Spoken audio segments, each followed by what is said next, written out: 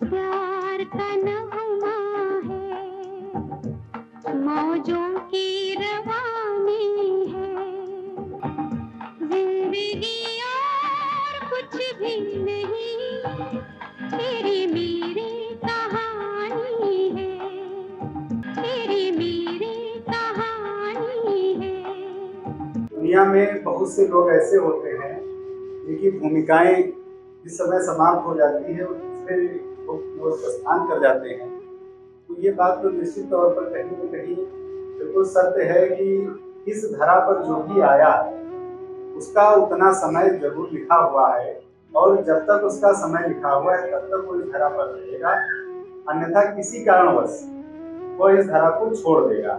जैसा कि अभी आपने कहा कि हम इनके परिवार के बच्चों के साथ में रहें, तो निश्चित तौर पर हम लोग प्राय कोशिश करते हैं कि भाभी जी आप चिंता मत कीजिएगा। हम लोग कहते रहे हैं लगातार कि आपको स्वयं ही अपने सभी काम निपटाने होंगे, लेकिन जब कभी भी आप याद करेंगी, आपको कोई भी आवश्यकता होगी, हम सभी लोग आपके साथ खड़े होंगे, चाहे कभी कोई भी समस्या आए। और क्योंकि इस धरती पर जब भी कोई मानव आता है तो वो अकेले ही आता है, और जब वो जाता है तो वो अकेले ही जाता है। कभी भी कोई भी मानव अपने साथ दो चार लोगों को ना लेकर के आता है और ना ही ले जा पाता है। यही इस धरती का एक सबसे बड़ा सत्य है। जैसा कि अभी आपने भी बताया कि हम परिवार के साथ सहयोग करें, तो मैं आपसे भाभी जी एक चीज का भी आश्वासन देता हूँ कि कभी भी आपको कभी भी जरूरत पड़े तो यहाँ जितने भी लोग बैठे हैं, आप जब चाहें तब आप उनको मदद के लिए फोन कर सकती हैं। देखिए मुलायम भी आ गए हैं, और हम मुलायम तो हमेशा रहते हैं साथ में सभी लोग। और मुझे लगता है कि इन 3 सालों में, जैसा कि भैया जैसा व्यक्तित्व तो हम लोगों ने पहली बार देखा था, लेकिन उसके बाद इन 3 सालों में मैंने आपका व्यक्तित्व देखा है कि एक वह महिला, जैसे आप रानी लक्ष्मीबाई को लीजिए, जब वो जन्म के समय बनारस में थी उनको कोई नहीं जानता था कि ये झांसी की रानी है, लेकिन जब उनकी शादी हुई और वो जब वो झांसी आई, उसके बाद से फिर जब उन्होंने अंग्रेजों से लड़ाई लड़ी, और आज उसके बाद ऐसा दिन है कि बड़े बड़े अंग्रेज कांपते थे रानी लक्ष्मीबाई के नाम से। और स्वयं कई ऐसे अंग्रेज थे जो कहते थे कि इस कब्र में जो महिला लेटी है वो अकेली सबसे बहादुर महिला है, लोग उनके नाम से भी कांपते थे। तो कहीं ना कहीं 3 सालों में आपने भी उनके पद चिन्हों पर चलते हुए अपने आप को साबित किया है। मेरे को ऐसा लगता है कि ऐसी स्थिति में हमें पुरानी बातों को, चाहे उनका कोई तार्किक आधार ना हो, लेकिन एक बात माननी पड़ती है कि हर आदमी इस दुनिया में अपनी कुछ लिमिटेड भूमिका निभाने वाला है, और जब उसकी वो भूमिका उसकी पूरी हो जाती है तो कुछ और दुनिया की गणित है, उसके हिसाब से अब उसको यहाँ पर रहने की जरूरत नहीं और आवश्यकता होती है। तो अखिलेश की आवश्यकता कहीं और रही होगी। टैलेंट के मामले में तो राजेश का मैं एकदम एग्री करता हूँ, बड़ी सीखी तरह से हो, इतना अम्बेडकरवादी नहीं था। अखिलेश बहुत अम्बेडकरवादी, मैं तो अम्बेडकर का आलोचक, और अखिलेश अम्बेडकर के भारी फॉलोअर थे, बल्कि अपने नाम में यादव लिखते नहीं थे। मैं कम से कम 1.5-2 साल तक इस गफलत में था कि ये शायद दलित कम्युनिटी से, क्योंकि अम्बेडकर पर इतना लगाव कैसे, इतना लगाव होने का मतलब वो अक्सर इसी कम्युनिटी में होता है। तो एक दिन मैं अपने डॉक्टर साहब से बात कर रहा था, तब उन्होंने क्लियर किया किसी बाई रेफरेंस कि वो यादव है, वो यादव है, तब भाई रियली ग्रेट है। किसी दूसरी कम्युनिटी के इंटरेस्ट के लिए आदमी इतना डिवोटेड हो, अपने लिए होता तो नॉर्मल बात, दलित कम्युनिटी के लिए, SC ST कम्युनिटी के इंटरेस्ट के लिए इतना डिवोटेड यादव कम्युनिटी में शायद अखिलेश राव दूसरा कोई आदमी नहीं। और इस आदमी का आइडेंटिटी यही, बहुत लोग बाद में पता चला, बहुत लोग यही जानते थे वो SC कम्युनिटी से, वो जो लोग नजदीक नहीं आए, मतलब पत्रिकाओं में देखते थे, छपा हुआ देखते थे, ऐसा जैसे मेरे बारे में लोगों को धारणा है ब्राह्मण, तो मेरे नाम के आते कभी यादव नहीं लिखा जाता। तो ऐसे ही भावना इनके बारे में मेरे को लगता है कि हालांकि ये दुख का पहाड़ था, दुख नहीं, दुख का पहाड़ था, टूटा, लेकिन हम लोगों को ऐसे मौके पर अखिलेश जैसे लोगों को इस रूप में याद करना चाहिए कि इनके अधूरे कामों को हम सहयोग करें, पूरा करें, और जिसे कहते हैं कि भी हमें आत्मा को श्रद्धांजलि दिया जाए।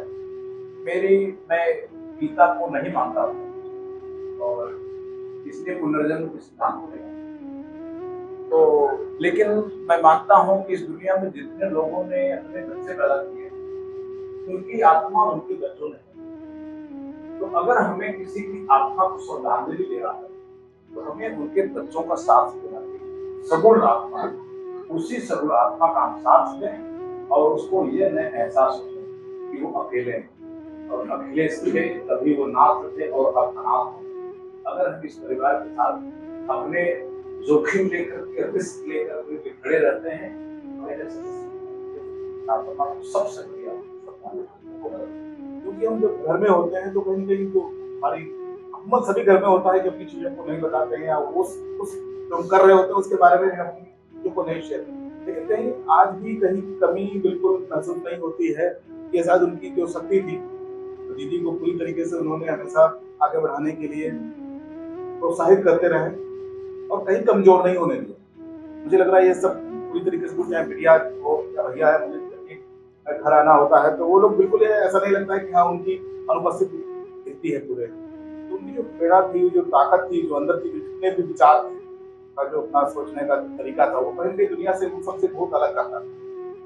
संदेश वहां के रूप में आए थे, विचारक रूप में आए थे। जो सर ने बोला कि कहीं से भी नहीं लगते थे कि हाँ कि अम्बेडकर जी को मानने वाले, तो तरीके से कह सकते हैं कि वो जो संविधान के जो वैदिक राज संविधान की चर्चा सब तरफ हो रही है, लेकिन आज मुझे लग रहा होते तो सबसे आगे आके उन चीजों को रखते जो लोग नहीं रख पा रहे। अपनी हिम्मत को कहीं ना कहीं वो पीछे छोड़ देते हैं, उनको हिम्मत के आगे लगता है तो सब चीजों को आगे लेके आते और वो चीज को अपनी कहते। यूट्यूब पे भी मेरा बहुत परिचय नहीं था, भैया से मुलाकात नहीं हो जाता है। तमाम उनकी जब मैं वीडियो देखता हूँ, जो बात करने का तरीका था, वो जो तमाम हमें लगता है जो आम जर्नलिस्टों में होता है, रवीश कुमार जी को बोलते हैं, तो वो उनका जो सरल था बातचीत करने का तरीका था, लोगों की समस्या को सुनना और उसे लोगों तक पहुंचाना, वो कहीं ना कहीं तो भीड़ से बिल्कुल अलग करता था। आज सबके साथ वो है, कहीं नहीं गए और पूरे परिवार ग्रुप में वो की मौजूदगी है। दीदी ग्रुप में हो, भैया ग्रुप में हो, मीडिया ग्रुप में हो, वो हमारे साथ हैं और जो विचार की जो ताकत है वो सबका फर्क करता है। हम परिवार के साथ पहले भी थे और आज भी हैं और आगे हमेशा रहे। ऐसे ही हमारे अखिलेश भैया एक ऐसे विचारक थे जो हमेशा संवैधानिक पहलुओं को हमेशा रखते थे आपके बीच में। भले वो किसी नामी गिरामी अखबार में नहीं थे, स्वतंत्र पत्रकार थे और कई बार ऐसा होता था, आजकल के दौर में लोग मुख्य मीडिया को खोजते हैं कि मुख्य मीडिया में ऐसी ऐसी चीजें आए, लेकिन कई बार ऐसा होता है कि मुख्य मीडिया से बहुत सी चीजें नहीं रहती थी। उस पर अपनी कलम से अखिलेश भैया हमेशा आम जनमानस के बीच अपनी आवाज उठाते थे और सबसे अच्छी बात उनकी यह थी कि वो कभी किसी से दबते नहीं। दबते इन द सेंस उनके जो भी विचार होते थे वो जरूर आप सबके सामने प्रस्तुत करते थे, भले वो सामने वाला क्यों ना नाराज हो जाए। और कई बार ऐसा होता था कि अगर कोई व्यक्ति नाराज भी है तो वो स्वयं फोन भी करते थे कि भाई आजकल आप वो हमको भाई याद नहीं कर रहे हैं, क्या बात कहीं नाराज है क्या। कई बार ऐसा हुआ कि उन्होंने मुझे भी फोन किया, जैसे बहुत दिन हो गए नहीं हुआ तो क्या कहा भाई आजकल नाराज हैं आप, तो मुझसे बात नहीं कर रहे हैं, भाई आप कहाँ हैं, दिखाई नहीं पड़ रहे हैं। तो इसी क्रम में मैं अनुरोध करूंगा मैम से, आप भी हैं। काफी सालों से और अक्षय सर से मेरी मुलाकात तो नहीं है, पर हाँ मेरे संस्थान में मेरे सर थे वो जो उनको अच्छी तरह से जानते थे, तो अक्सर बात उनके माध्यम से मैं और इनके में जो चीज है जमीन से जुड़े हुए हैं अच्छी चीज है। पर सबसे बड़ी जो चीज जो हमें जोड़ी, क्योंकि अखिलेश जी आज के दिन उनका श्रद्धांजलि है, कल मेरे पिताजी का, तो मैम से मेरी तभी से लोक भवन में ही मुलाकात हुई, तब से हम लोग जुड़े हुए हैं और काफी चीजें वो अपनी शेयर करती थी, बातें करती थी। तो अच्छा लगता था कि चलो एक हमारे साथ में एक ऐसा बंदा है जिसको काफी जरूरत है और इनकी किस कंडीशन में ना होते हुए, मुद्दे पे ना होते हुए अपने आप को साबित करना इस फील्ड में बहुत बड़ी बात है और इसमें कंटिन्यू लगी है। इनके साथ हम लोग बराबर हैं और जितना जो भी सहयोग होगा हम सब इनके साथ है करेंगे और इनकी बराबरी कोई नहीं कर सकता, क्योंकि मैंने काम तो नहीं किया पर इनके बारे में सुना जरूर है और जो भी सुना है वो अच्छा है। और सबसे बड़ी बात इनके अंदर जो खासियत थी वो जो जमीन से जुड़ी हुई चीजों को उठाना, जमीन से जिनको कोई नहीं पूछता है उनके साथ मिलके रहना, ये चीज सबसे अच्छी है, क्योंकि आज के समय में ये चीजें बहुत कम होती है। तो बस यही इतना कहना है, इनको मेरी श्रद्धांजलि है और इनके परिवार के साथ हमेशा साथ में रहें। अखिलेश कृष्ण यादव जी हमेशा से गरीबों, दबे कुचले लोगों की आवाज को अपनी पत्रिका के माध्यम से, चैनल के माध्यम से उठाते थे और हमेशा गरीबों की लड़ाई लड़ने का काम करते थे। ऐसे लोग पत्रकारिता के क्षेत्र में बहुत ही कम होते हैं। जब मेरा परिचय बाकी और पत्रिका का हम भारत में और जब उन्होंने अपनी पत्रिका का नाम फर्क रखा, फर्क मतलब जो पूरी चल रही पत्रिका और जो आप तरह दूसरे होगा उसी भी आपने नाम बोला था, तो उन्होंने उसका जो है भी बताया कि उन्हें देखकर जो क्रांतिकारी लोग समाज सुधार उन्हीं का एक साठ सभी अम्बेडकर है, तो उनकी पत्रिका से ही संरक्षित हो जाता है विचारधारा। समाजवादी विचारधारा के साथ साथ समाज में एक वैज्ञानिक दृष्टिकोण साझ करना चाहते हैं। और एक मेरे बार बार याद आता है, जब भी किसी कार्यक्रम में मुलाकात होती है, उन्होंने कार्यक्रम में हम लोग ऐसा करते हैं गए और अपना बात करते हैं। उनकी खासियत ये थी कि पकड़ पकड़ कर बच्चे का अपना परिचय आती थी, तो उनका यही प्रयास रहता था, चाहे बर्थडे पार्टी या और पार्टी, उनका मैक्सिमम प्रयास रहता था कि अधिक से अधिक लोगों के जुड़े थे हम परिचय करा दें। जैसा कि आपने कहा कि मुझे लगा है कि जाति धर्म से ऊपर उठता है, वो तो एक सीमा बांध देता है जाति और धर्म, जब व्यक्ति इन सब चीजों से ऊपर उठता था। और हाँ, तो जरूर था कि ओबीसी माइनॉरिटी और हमारे भोजन कहा जाता है, इनकी सैनिक धर्म को जरूर, लेकिन ऐसा नहीं था कि जो उसके विपरीत होते खास तो उनके प्रति अन्याय का भाव भी नहीं, और जो दलित हैं, पिछड़े हैं, उनके प्रति न्याय मन में हमेशा रहता था और जितना भी सुलभ हो सके अपने को दिलाने का प्रयास लगातार। कोरोना का दौर था, सब बातचीत हो जाए करती थी, लेकिन एक दिन विकसित हो गया। मैं एक दिन हमारे गार्जियन साहब जाने वाले या कब जब फोन दिया है बात कह रहे आपको नहीं मालूम क्या की बात है क्या, तो उन्होंने बताया कि नहीं तो कोरोना हुआ जाएगी। इस कंडीशन में पीजीआई में भर्ती हो गए हैं, तो इसका मतलब बहुत पावरफुल लोगों के साथ, जैसे कि आपने कहा कि फादर भर्ती कराना नहीं करा पाए, वो इस कंडीशन थी कि अच्छे अच्छे लोग मेरे लिए, जैसे ये बहुत पहाड़ दुख का पहाड़ है, इसका फिर माता और भाई दोनों लोग के साथ काम करते हैं। सेम कंडीशन एक मेरा मौसेरा भाई था, कोरोना में ही गया, वो भी सेम डे, माता जी भी उसी दिन और सेम डे उसी, और हम लोग एड़ी चोटी की जोर लगाते कि कहीं वेंटिलेटर मिल जाए, प्राइवेट मिल जाए। पूरे पूर्वांचल से लेकर के लखनऊ तक, दिल्ली तक भी पता किए, कहीं वेंटिलेटर की समय मतलब नहीं पाते। डॉक्टर साहब ने बताया कि पीजीआई भर्ती है और कोरोना पीजीआई भर्ती हो गए हैं, तो बहुत अच्छी बात है, तो सेफ है जगह पर, इससे बेटर ट्रीटमेंट तो कहीं कोई नहीं सकता है। तो ये मुझे आभास हुआ, आज हम लोग बीच में जरूर नहीं है, लेकिन उनके पीछे कितने सशक्त लोगों का हाथ था। ऐसी विपरीत परिस्थितियों में भी वो पीजीआई भर्ती हो गए, अरे हमें सफलता मिली, वो अलग बैठ गया। जैसा कि हम लोग चले जाते हैं, कई रोल आया था, उसको करने के बाद बात कहते हैं, लेकिन ये सच है कि वैसी स्थिति में पीजीआई भर्ती कराना, बाहर ट्रीटमेंट दिलाना ये बहुत होता है। अब बात यह है कि हम लोग बीच में नहीं है अखिलेश जी, लेकिन उसके विचार जो थे आज भी जिंदा हैं और भविष्य में जिंदा रहेंगे, और उसके विचार जो है हम लोग प्रेरणा से देते रहेंगे। भाई को सत्संग नमन आज इस पुण्यतिथि पर। साथी ने बहुत अच्छी बात कहा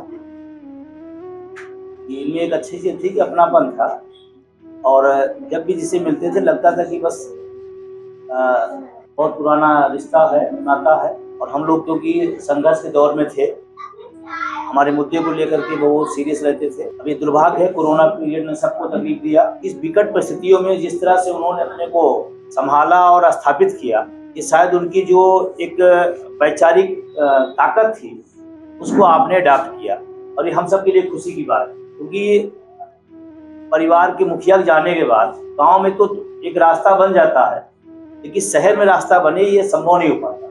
लेकिन फिर भी उन्होंने हिम्मत दिखाई है और हम सब कहीं न कहीं एक जुड़ाव भी रखते हैं और उम्मीद करते हैं कि वैचारिकता जो फैलाई है उसको भाभी जी आगे तक ले जाएंगी और वो दिखाया भी है, वो हिम्मत दिखाया भी है।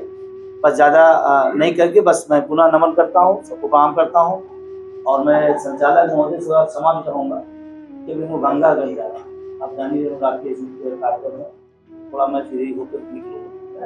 सभी को मेरा नमस्कार। के बारे में तो शायद आज भैया की तीसरी पुण्यतिथि पर हम सभी को गर्व है कि इन 3 सालों में भाभी जी ने अपने 2 बच्चों और अपने इस परिवार को, क्योंकि मैं बीच बीच में आता रहता हूँ और बच्चों का हालचाल लेता रहता हूँ, क्योंकि हम लोग सामाजिक लोग हैं और समाज की एक परिभाषा है कि समाज सामाजिक संबंधों का जाल है और हम लोग इसी जाल में हैं और जाल में रहते हुए हम लोग की एक ड्यूटी होती है कि जो हमारे समाज के लोग हैं तो उनका हम हाल चाल भी लेते रहे। हम अगर बहुत कुछ नहीं कर सकते, अमूमन ये होता है कि जिस व्यक्ति जिस परिवार का मुखिया नहीं रहता उसके बाद लोग उनसे दूरी बना लेते हैं और दूरी बनाने से आशा यह भी है कि यदि मैं बहुत दूर ना जाऊं, आपस में ही बात करूं, मेरा कितना भी सगा मित्र हो,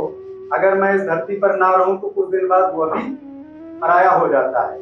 जबकि एक अच्छे मित्र की और शुभचिंतक की यह पहचान होती है कि वह अपने चाहे मित्र हो चाहे रिश्तेदार हो, यदि वो इस दुनिया में ना रहे तो कम से कम बहुत अगर कुछ ना कर सके तो कम से कम होली, दीपावली, कई ऐसे पर्व आते हैं जिन पर वो उनका हालचाल ले, कम से कम उस परिवार को ये तो लगता है कि नहीं अभी भी हमारे वही संबंध है। अमूमन लोग मुंह मोड़ लेते हैं। तो मैं भाभी जी से ये भी कहना चाहता हूँ कि आप जिस प्रकार इन 3 सालों में आपने अपने आप को साबित किया है और उस दौर में जब इतनी महंगाई है और जब परिवारों को चलाना मुश्किल हो रहा है, क्योंकि मेरे जानने वाले तो लोग हैं तो जो आपसे रूबरू हुए हैं वो कहते भी हैं कि वो भाभी जी की इतनी इच्छा शक्ति मजबूत है कि वो अपने 2 बच्चों का पालन पोषण भी कर रही हैं और अपनी पत्रिका भी चलाती हैं।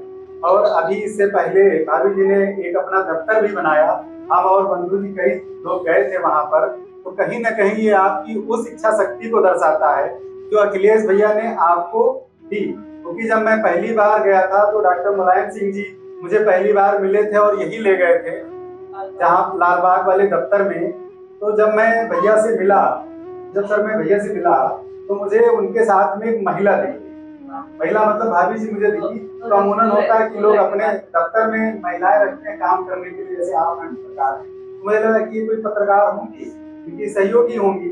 लेकिन फिर बाद में उन्होंने मुझे स्वयं मिलाया कि भाई देखिए राजेश जी ये भाभी जी हैं। मतलब मैंने उनकी उस दूरदर्शिता को देखा जिसको लोग शायद भांप नहीं सकते। जैसे कहावत है कि अमूमन जितने भी व्यवसायी होते हैं या जो व्यापार करते हैं वो अपने बच्चे को, अपने उत्तराधिकारी को अपने उससे रूबरू करवाते हैं अपने काम से, कि यदि वो इस धरती पर ना रहे तो कम से कम जो पीछे वाला उत्तरदायी व्यक्ति है वो उन चीजों को संभाल सके। तो कहीं ना कहीं भाभी जी को उन्होंने ट्रेन किया था और भाभी जी अपने हाथ की टाइपिंग भी करती थी, खबरें भी टाइप करती थी, जो मैंने स्वयं देखा।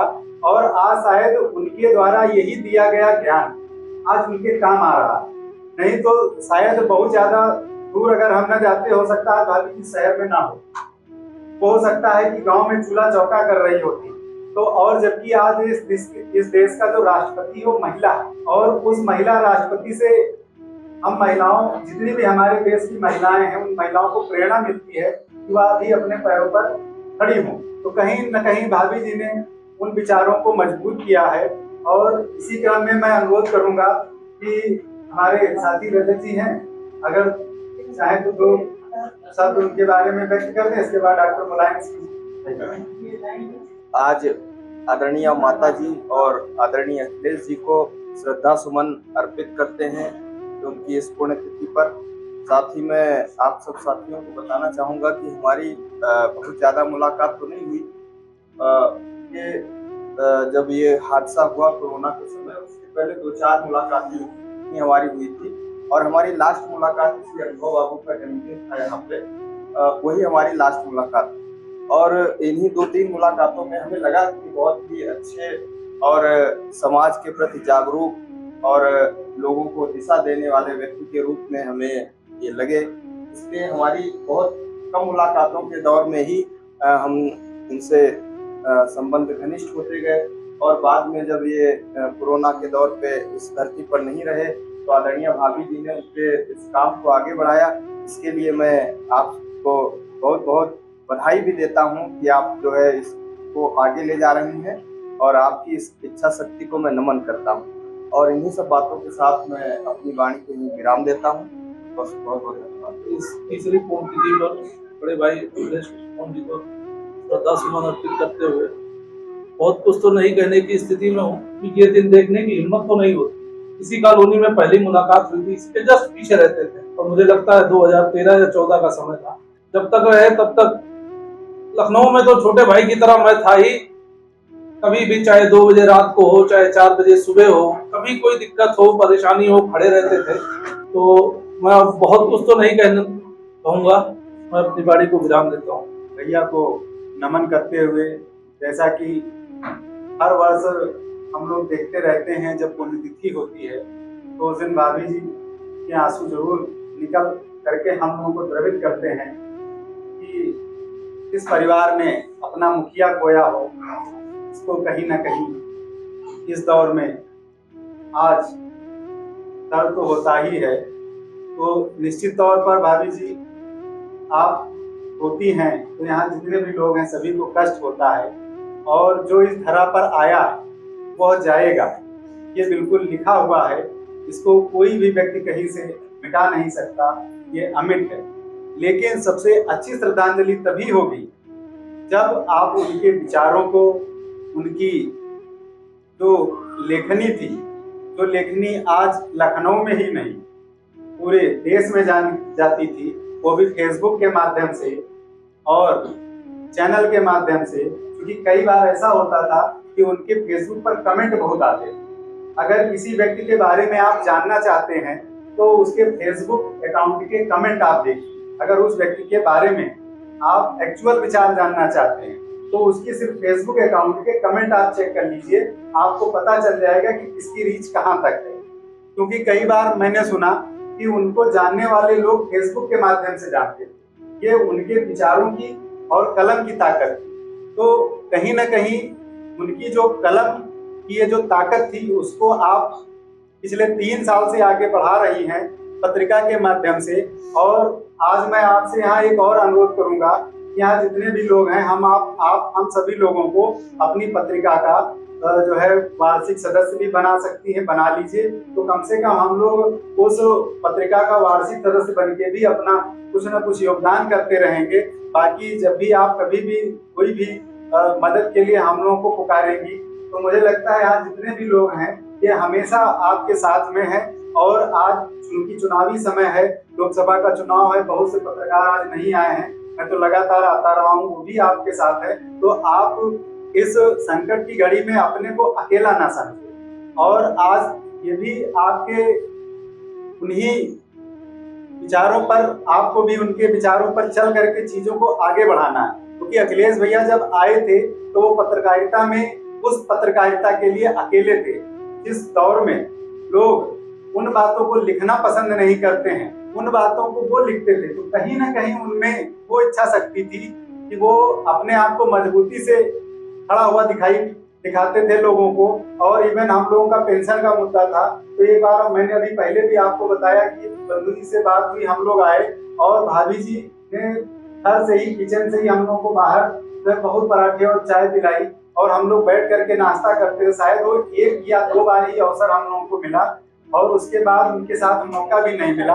और उनमें अच्छी बात ये थी कि उन्होंने अपनी बिटिया को कैमरा चलाना सिखाया।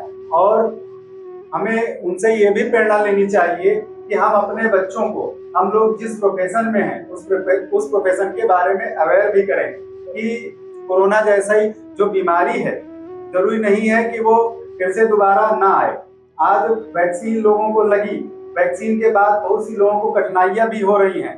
तो कहीं ना कहीं जो व्यक्ति आज इस दुनिया में नहीं है, हम सभी लोग उसी लाइन पर हैं।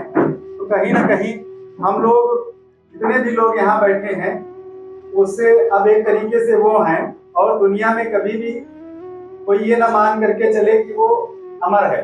जाना सभी को है, कब किसको जाना है ये ऊपर वाले ने लिख रखा है। हम लोग वही बातें चर्चा कर रहे थे, तो ऐसा लगा कि हमारी पुरानी सीन क्रिएट हो गई है।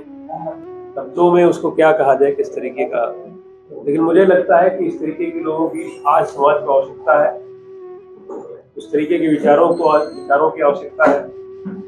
उन्हीं विचारों के आधार पे हम समाज को वास्तव में ले जा सकते हैं। तो जर्नलिज्म की असली पहचान के रूप में अगर हम कहें तो अखिलेश जी थे।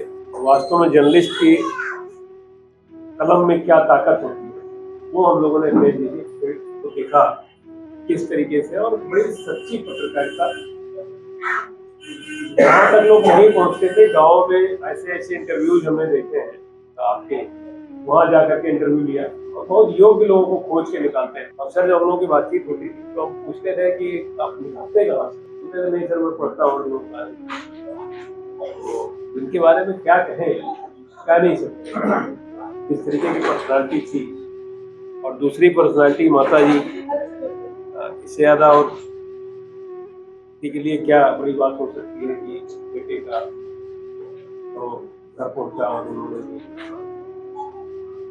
इससे ज़्यादा पूरे आत्मा के रूप में उनको याद करते हैं, अखिलेश जी को याद करते हैं। और बस अच्छा ये है, जो जाता है ये तो तय है, प्रकृति का नियम है जाना आना। बस अच्छा ये है कि भाभी जी ने इस चीज को खूबी संभाल लिया है और बच्चों को उसी रास्ते पर लेके जा रही है, अपना खुद भी उसी रास्ते। और मुझे लगता है कि उनकी आत्मा को यही सच्ची श्रद्धांजलि होगी जो भाभी जी कर रही है। उन्हीं जो वो चाहते थे लगभग उसी ट्रैक पे चल रहे हैं हम लोग, और उसी पत्रकारिता के रास्ते पे परिवार को उसी रास्ते पे लेके जा रहे हैं। मैं ईश्वर से यही कामना करूँगा कि आत्माओं को शक्ति दें, अपने चरणों में स्थान दें, और इतनी शक्ति इस परिवार को मिले कि हम लोग उनके जो विचार थे उस विचार को जीवन में। इस महान विचारक पत्रकार श्रद्धेय अखिलेश जी को नमन करूंगा, उनकी माता जी को भी नमन करूंगा। और ये दिन तो दुखदायी तो है ही, और सार्वभौम सत्य है, आना जाना लगा रहता है। लेकिन इस बात की है कि उनके जो सपने थे उस सपने को जीवंत रखा जा रहा है। मैं ईश्वर से यही प्रार्थना करूंगा, हे ईश्वर, आप अखिलेश भाई के सपनों को उनके आने वाली पीढ़ी, उनके परिवार में इस तरह से जागृत कर दे कि आपकी कमी न तो परिवार को खले और न आपके जानने वालों को खले। उनको लगे कि नहीं, आपका जो सपना था वो आगे चल रहा है, और आपका सपना अगर परिवार द्वारा, साथियों के सहयोग द्वारा चलता रहेगा तो आप हम लोगों से दूर रह के भी हम लोगों के बीच में हमेशा बने रहेंगे। और आप सशरीर भले न हमारे पास रहे, लेकिन अंतरात्मा से आप बने रहेंगे। और हम ईश्वर से प्रार्थना करेंगे कि ये शक्ति ईश्वर परिवार में, पीढ़ी में प्रदान करें, जिससे आपके आत्मा को भी सुख मिले, और हम परिवार, हम सगे संबंधी, हम जानने वाले भी आपके सपनों को आपके परिवार के बीच पाके खुश रहें। Thank you. कहीं ना कहीं उनके विचारों को आगे बढ़ाना ही आज सच्ची श्रद्धांजलि होगी, क्योंकि उनके जो विचार थे ये समाज के जो दबे कुचले, पीड़ित और पिछड़े लोग थे, उनको सशक्त करने में वो भरोसा रखते थे। कभी भी वो उनकी कलम उन मुद्दों को नहीं पकड़ती थी जिन मुद्दों को सभी लोग पकड़ा करते थे, वह सिर्फ उन्हीं मुद्दों को पकड़ते थे जिन मुद्दों को कोई नहीं पकड़ता था। कई बार तो ऐसा होता था कि उनकी पत्रिका में वो मुद्दे दिखाई पड़ते थे जो मुद्दे किसी भी पत्रिका या समाचार पत्र में नहीं होते थे।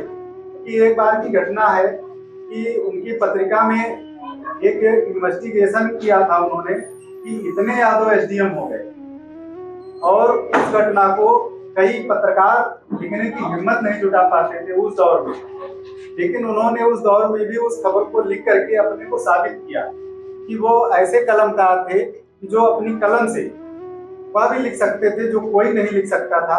इसी क्रम में उनके अभिन्न मित्र है राजवीर भैया हमारे बीच में हैं, और एक और साथीगण आ गए हैं। मैं अनुरोध करूंगा आप आए, पुष्प अर्पित करें और उसके बाद अपने विचार दें। और इससे पहले भी बड़े हम लोग यहाँ एक साथ इकट्ठे हुए थे तो तमाम बातें लोगों ने की थी, लेकिन ये हालांकि मेरी भी गलती है। मुझे लगता है कि इसके बारे में सब लोगों को सोचना चाहिए कि तमाम बातें हुई थी कि हमें उनके नाम पे ये करना चाहिए, ऐसा कार्यक्रम करें या कुछ ऐसी संस्था बनाएं जिससे उनकी यादें हमेशा जुड़ी रहें, लेकिन दुर्भाग्य में ये हो नहीं पाया।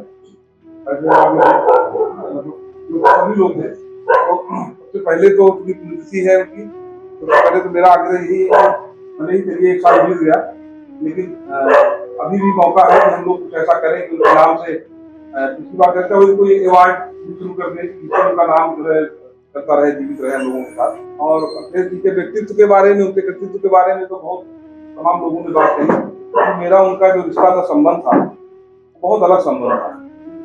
कई बातें हैं, कई यादें हैं। कभी कभी मैं याद करता हूँ तो सोचता हूँ कि कहाँ से शुरू करूँ, और मुझे अभी भी पता है कि अगर मैं आज ही बैठे ऑफिस में मैं याद कर रहा था कि लोकसभा का चुनाव चल रहा है, अगर अखिलेश होते तो किस तरह से क्या करते। मेरी हमेशा आदत रही है, मुझे बड़ा अफसोस होता है इस बात का, अपने साथ जो भी लोग हैं, कभी आदमी सोच नहीं पाता है कि अचानक से कोई चला जाएगा, तो कभी तमाम ऐसे बर्ताव होते थे। मैं डांट देता था कि तुम्हें वहाँ जाना है, वहाँ ये करना है, वो करना है। और मुझे लगता है कि अखिलेश की जितनी भी बड़ी खबरें हुई उसमें मेरा मेरी बहुत बड़ी भूमिका इस लिहाज से रही कि पैसे रुपए हम लोगों के पास भी नहीं होते थे ज़्यादा, लेकिन मैं उनको प्रोत्साहित करता था कि नहीं तुम्हें वहाँ जाना चाहिए। पूनम देवी की खबर थी के लिए रात में आए, वो हमसे कहे कि ऐसा ऐसा है, तो हमने कहा खबर क्यों नहीं करते हैं, अब कैसे जाएंगे, अब कोई पैसा भी नहीं है, गाड़ी भी नहीं है। और हमने कहा ऐसा है कि अगर आपने सोचा है तो उसको करो। तो हम लोगों ने उसका एक लेआउट चार्ट तैयार किया कैसे करना है, तो वहाँ निकल गए। और मुझे लगता है कि पूनम देवी की माँ से मिले, उसकी बहन का इंटरव्यू किया, और वो ऐसी खबर थी कि वो दुनिया से पूरी अछूती खबर थी। पूनम देवी की माँ क्या कहती है, क्या करती है, वो सांसद रही है, उनके घर की क्या है, उनकी बहन कैसे जीवन यापन कर रही है अपना। ऐसे ही एक गाजीपुर का एक मामला था, ब्रजेश सिंह जो माफिया है, इन्होंने एक यादव परिवार के 7 लोगों को एक साथ जो है गड़ासे से काट कर उनकी हत्या कर दी, और एक सिंगल महिला बची थी, उसकी कोई आवाज सुनने वाला नहीं। खबर को लेकर भी उन्होंने भेजा, वो बेचारे तुरंत गए। तो ऐसे बहुत सारी घटनाएं हैं कि हमारी मुझसे दिल्ली में मुलाकात हुई थी, और मैंने इसका जिक्र पहले भी किया था कि जब वो पहली बार हमसे मिले तो अच्छा, हमने उनको कभी उनके नाम से नहीं बुलाया, आप नहीं है, क्योंकि मैं कहता हूँ मैं पाठक ही कहता था। और पाठक जी ऐसे कहता था कि जब वो हमसे मिले, एक न्यूज चैनल में मैंने ज्वाइन किया और मैं वहाँ यूपी हेड हुआ, तो वहाँ वो आउटपुट पे काम करते थे। जब हमसे मिले तो उनको लोग पाठक जी कहते थे, तो मैं भी पाठक जी कहने लगा। तो उस समय भी बड़ी बड़ी दाढ़ी रखते थे। तो मैंने उनसे पूछा कि उन्होंने हमसे कहा कि ऐसा है कि आप मुझे पाठक जी मत कहा करिए, हमारे साथ काम करने के 6 महीने बाद ही तो हमने कहा क्यों भाई पाठक जी क्यों लगे हैं, क्या दिक्कत है? हमें अकेले में ले गए, बताया कि हमारा नाम अखिलेश यादव है। हमने कहा पाठक जी कैसे हो गए आप? उनका पाठक जैसे हो गए कि जब अपना रिज्यूम लेके हम इंटर्नशिप के लिए गए कई केंद्रों में, किसी ने इंटर्न तक नहीं रखा। और लास्ट टाइम एक बड़े पत्रकार हैं, अब NDTV में है वो, तो सुनीत अवस्थी, तो उनके पास वो गए, तो उन्होंने फोन किया होगा, तो अब वो आए बेचारे IBM 7 में थे, उसमें IBM 7 में आज जब आए वो, तो उन्होंने पूछा उनसे हमारा नाम क्या है, उन्होंने बताया कि हमारा नाम अखिलेश है। तो किसी पाठक ने भी फोन किया रहा होगा, तो कहा कौन अखिलेश पाठक? तो बोले हाँ जी पाठक। फिर लाओ रिज्यूम लाओ अपना, तो फिर रिज्यूम लाओ अपना, तो रिज्यूम में तो अखिलेश यादव लिखा था। कैसा रिज्यूम लाए नहीं है, आप मिलने के लिए रिज्यूम देंगे आपको, तो बहुत बेकार आदमी का रिज्यूम लेके आओ। चाहे हम गए, हमने अपना नाम चेंज किया उसमें, अखिलेश यादव की जगह तब किशोर ने लिख दिया, अखिलेश यादव की जगह अखिलेश पाठक उन्होंने लिख दिया, और उससे पाठक टाइटल चल गया। तो मैं तो हमेशा पाठक कहता था। तो ये इसको बताने के पीछे ये मसला भी है कि आप जानिए कि आपका समाज कहाँ है। हम लोग तो मीडिया में काम करते हैं और किस तरह काम करते होंगे, तो बहुत सारी यादें हैं। अब क्योंकि भाई अपना नहीं है बीच में और एक पूरा परिवार है, तो सबकी जिम्मेदारी बनती है। हम लोग जो भी हो सके अपनी तरफ से, अगर इसकी जरूरत पड़ती है तो मतलब थोड़ी बहुत करते भी हैं लोग, और आगे भी सब लोग अगर किसी के पास भी अगर किसी जरूरत महसूस हो कि नहीं, अगर भाभी जी ने फोन किया है, कोई मामला है, कुछ है, जितना हो सके सब लोग सहयोग करिए। बाकी ये जीवन है, अब क्या कीजिएगा, जीवन है, ऐसे ही चलता है। कब किसके साथ क्या हो जाए कौन जानता है, लेकिन अपनों की जाने का दुख तो होता ही है और दुख है। फिर मैं कहूँगा कि राजेश भाई आपकी जिम्मेदारी है कि हम लोग 2 साल से लगातार यही कर रहे हैं, ऐसा कोई ठोस निर्णय इस पे आए और उसका नेतृत्व आप कीजिए। अब आप बताइए अगली पुण्यतिथि से हम लोग कुछ ऐसा करें, कोई एक विचार गोष्ठी रखें, उसमें 10-20 लोगों ने जो अच्छे काम किए हों उनके नाम से उनको पुरस्कार दें, अवार्ड दें, सर्टिफिकेट दें। कुछ ऐसा काम हो, इस तरह काम होगा कि उनका नाम जो है, पीछे का मकसद यही है कि उनका नाम हम लोगों के साथ हमेशा जुड़ा रहे, हम लोग उनको उस बहाने कम से कम याद करें। चलिए एक बात भी बहुत बहुत धन्यवाद होगा। सुनील यादव जी भी, उमेश भाई साहब हैं, तो आप लोग चाहें, ओम प्रकाश जी भी हैं, कि अगर आप लोग चाहें तो उनके नाम पर ये पुरस्कार आप लोग इस तरीके से रख दें कि डॉक्टर अखिलेश कृष्ण मोहन पुरस्कार अगले वर्ष से शुरू किया जाए, और उसके पहले आप सभी लोग एक मतलब टीम बन जाए, तो एक का चयन भी हो जाए और उन्हीं को ही इस अवसर पर वो कर दिया जाए और गोष्ठी रख ली जाए। और उसके लिए एक काम और भी हो सकता है कि एक अगर सोसाइटी का रजिस्ट्रेशन हो जाए, क्योंकि सोसाइटी का रजिस्ट्रेशन में बहुत पैसा नहीं खर्च होता है, 4 हजार रुपए में बन जाती है, तो उन्हीं के नाम से ही रजिस्टर हो जाए, तो रजिस्टर होने के बाद सर्टिफिकेट भी छप जाएगा और उससे वो चल पड़ेगा। तो ये भी हो सकता है। और उसके बाद मुझे नई सोसाइटी बनानी पड़ेगी। अब तो नहीं, एक्चुअली देखिए, वो पहले तो आपको इनके नाम से बनानी पड़ेगी, और उससे फिर जो आने वाले पत्रकार हैं हमारे, जो नए नए पत्रकार हैं, जो उन मुद्दों पर लिखते हैं कि जिन पर कोई नहीं अपनी कलम चलाता है, ऐसे लोगों को वो पुरस्कार दिया जाए, तो उससे वो प्रोत्साहित भी होंगे। और सबसे बड़ी बात यह है, आज के दौर में हमारे तमाम ऐसे समाचार पत्र हैं जो साप्ताहिक हैं, तमाम ऐसे यूट्यूब चैनल हैं जो कई बार खूब मेहनत करते हैं, ऐसी खबरों को उठाते हैं जिन्हें मुख्य धारा का मीडिया नहीं भी दिखाता है। तो क्यों ना हम उन्हीं में से लोगों को सेलेक्ट करें, क्योंकि बड़े बड़े पत्रकार तो वो पुरस्कार ले आते हैं कहीं ना कहीं से, उनको बड़े बड़े पुरस्कार मिल जाते हैं, लेकिन हमारे तमाम ऐसे पत्रकार हैं जो बहुत मेहनत करते हैं, लेकिन शायद उनको कहीं कोई भी सम्मानित करने वाला नहीं है।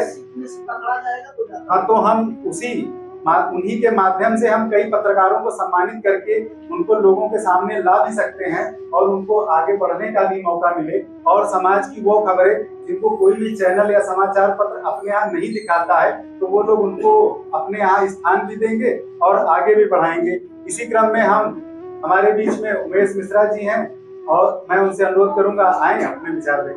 मैं पाठक जी कहता हूँ, पाठक जी के नाम से भैया ने मुलाकात कराई, और इसके पीछे की जो कहानी बताई वो मुझे बताया गया। और पाठक जी हमारी फाइल को लेकर मानता राज मुख्यालय को परेशान, तो फाइल आज भी लगी है, और उस फाइल के लिए मैं पहले पढ़ा हूँ, और उन्हीं की बनाई फाइल मेरी शायद होगी, और मुझे डांटते रहते, तो कहते थे तुम्हारी फाइल में बना दे रहा हूँ, तुम नहीं करा पा रहे हो, तुम्हारी मानता हो, तुम्हारे के बाद लोगों की मानता है। मैंने कहा अरे मानता क्या है, तो नहीं बेवकूफ वो है एक गार्जियन। जाना तो सभी को है, लेकिन असमय जाना, उस व्यक्ति के जाने से जो नुकसान होता है, जो पीछे छूट जाते हैं, उनका बहुत बड़ा, सोसाइटी का बहुत बड़ा नुकसान हो जाता है। बहुत सारा कंट्रीब्यूशन देने की संभावना भी रहती है। इस प्रकार उनका कोरोना ने बहुत सारे लोगों को लिया, उसमें से आपका जाना सबसे कष्टप्रद रहा, क्योंकि बच्चे इतने छोटे छोटे थे और चीजें अभी पटरी पे थी नहीं, जीवन की भी चल रही थी, संघर्ष का ही काल था उनका भी। मेरी जितनी मुलाकात थी, मैं उनको एक बहुत संघर्षी व्यक्ति के रूप में देखी। वो अपनी पत्रकारिता को लेकर के हमेशा प्रयासरत रहते थे, कुछ नया करें, कुछ अच्छा करें। वो कारवां आप नेताजी चला रही हैं, बहुत अच्छी बात है। आपने साहस नहीं छोड़ा और वो बड़ा कठिन काम होता है किसी पत्रिका का चलना कंटिन्यूअसली, पर आप लगातार उसको चलाए हुए हैं। बड़ा आपका साहस है और उसको बड़ी प्रशंसा होनी चाहिए उसकी कि आपके अनुपस्थिति में उन्होंने जो शुरू किया था सफर, वो आप लगातार उसको लेके आगे बढ़ रही हैं।